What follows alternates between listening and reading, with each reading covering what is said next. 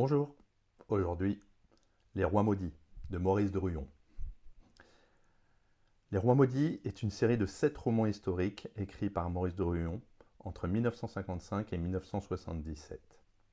L'œuvre, souvent décrite comme une guerre des trônes et des couronnes avant l'heure, retrace les luttes de pouvoir, les intrigues et les tragédies qui ont marqué la monarchie française au XIVe siècle, à partir du règne de Philippe IV le Bel jusqu'au début de la guerre de Cent Ans. Inspirée par des événements réels, la saga mêle faits historiques et fiction pour dépeindre un tableau sombre et captivant de la dynastie capétienne.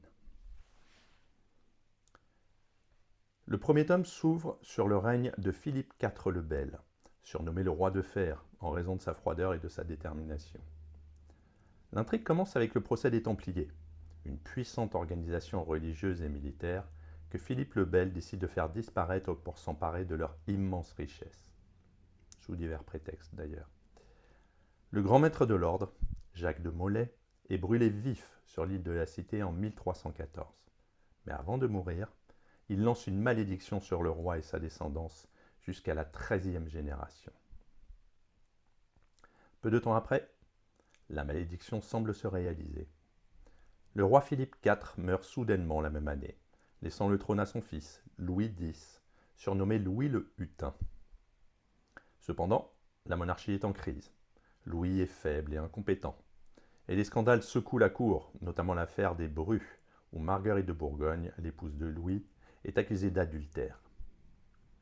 L'exécution de Marguerite dans des circonstances mystérieuses accentue la tourmente autour de la couronne.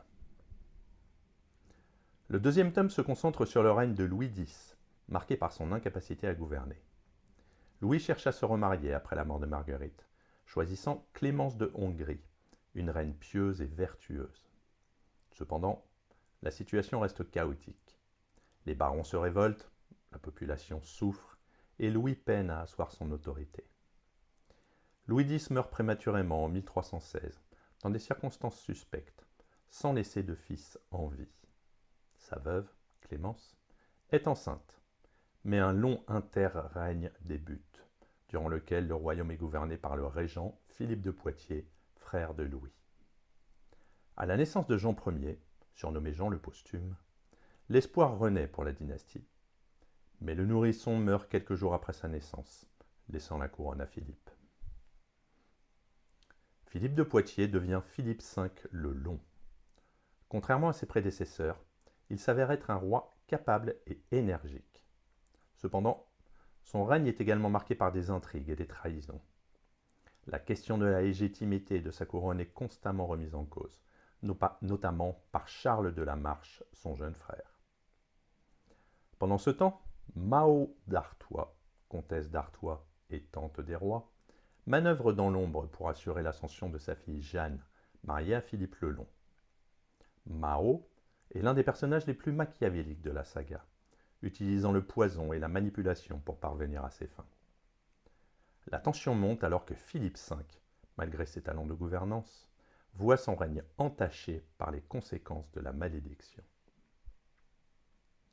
Le quatrième tome explore le règne de Charles IV le Bel, dernier fils de Philippe le Bel, qui monte sur le trône après la mort de Philippe V.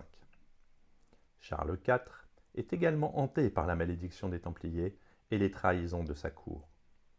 Son règne est bref et sans héritier masculin.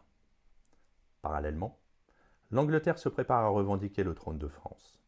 En effet, Isabelle de France, sœur de Charles IV et épouse du roi anglais Édouard II, intrigue pour que son fils, Édouard III, soit reconnu comme héritier légitime du trône français. Cette situation conduit à un conflit majeur entre la France et l'Angleterre qui préfigure la guerre des Cent Ans. Le tome 5. Il se concentre sur le personnage d'Isabelle de France, surnommée la Louve de France pour sa férocité et son ambition. Isabelle, humiliée par les infidélités et la faiblesse de son époux, Édouard II d'Angleterre, formant une rébellion en Angleterre avec l'aide de son amant, Roger Mortimer. Isabelle et Mortimer réussissent à renverser Édouard II, le faisant emprisonner puis assassiner. Édouard III monte sur le trône anglais, mais sa mère et Mortimer gouvernent en son nom, exerçant une tyrannie qui finira par se retourner contre eux. Ce tome explore les conséquences de l'influence française sur la politique anglaise et met en lumière les racines des futurs conflits entre les deux royaumes. Le tome 6. Le 6e tome couvre le début du règne d'Édouard III d'Angleterre et les premiers pas vers la guerre de Cent Ans. Édouard III revendique le trône de France en raison de ses liens familiaux, ce qui déclenche des hostilités croissantes avec le roi de France, Philippe VI de Valois, neveu de Philippe le Bel. Le conflit entre les deux royaumes s'intensifie, marqué par des batailles militaires et des querelles dynastiques. Le titre du tome, le lys et le lion, symbolise l'affrontement entre des emblèmes de deux nations, le lys pour la France et le lion pour l'Angleterre. Ce tome explore également les intrigues et les alliances qui se forment autour de cette lutte pour le pouvoir suprême en Europe.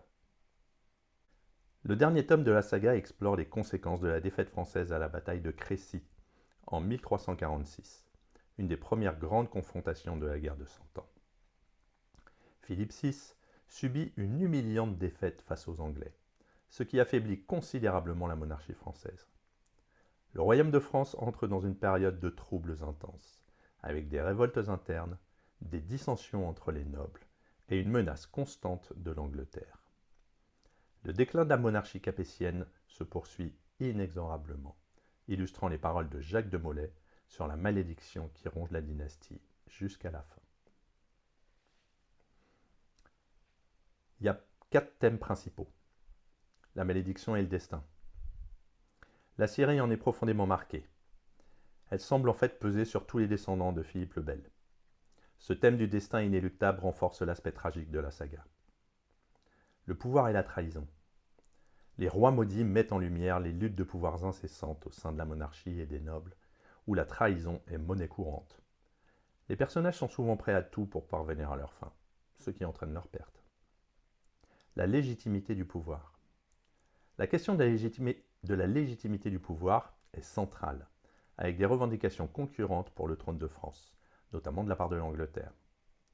La série explore les conséquences des lois saliques et des mariages dynastiques sur la stabilité du royaume. Enfin, l'héritage et la descendance.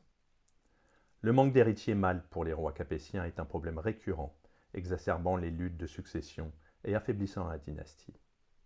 La saga montre comment l'obsession pour la continuité dynastique peut conduire à des décisions fatales.